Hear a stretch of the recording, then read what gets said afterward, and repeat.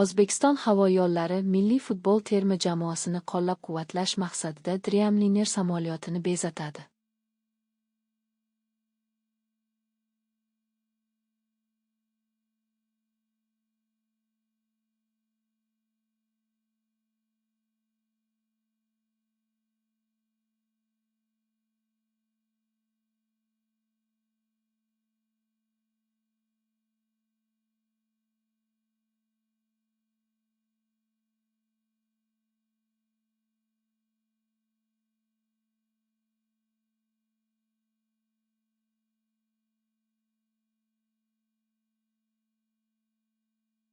Toshkentda futbol bo'yicha milliy terma jamoani jahon chempionatiga kuzatish marosimi bo'lib o'tdi. Unda prezident ishtirok etdi.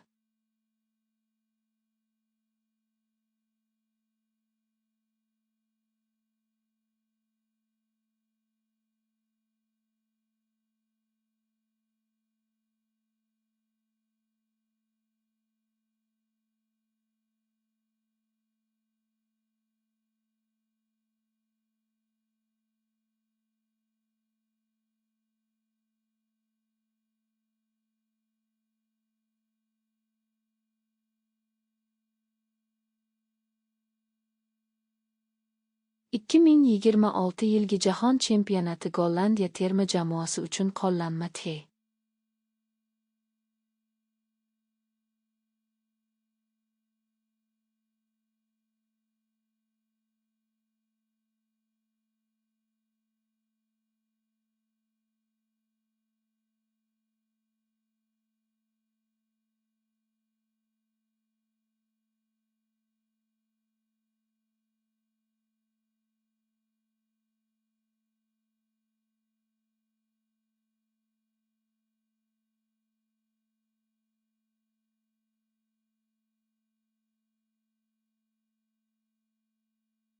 Manba: Konate Real Madridga o'tishni yopib qo'ydi.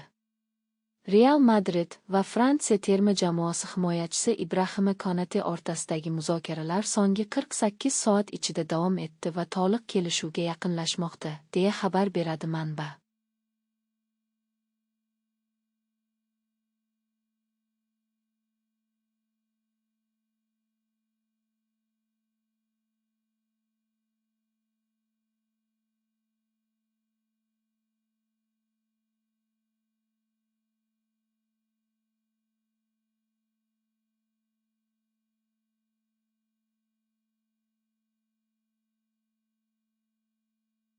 Ebola qo'rquvi tufayli Kongoda jahon chempionati oldidan o'rtoqlik o'yinlari bekor qilindi. Kongo Demokratik Respublikasi terma jamoasining Ispaniyada o'tkazilishi kerak bo'lgan jahon chempionatidan oldingi Chili terma jamoasiga qarshi o'rtoqlik o'yini Afrika mamlakatida Ebola epidemiyasi bilan bog'liq sog'liq muammolari tufayli bekor qilindi.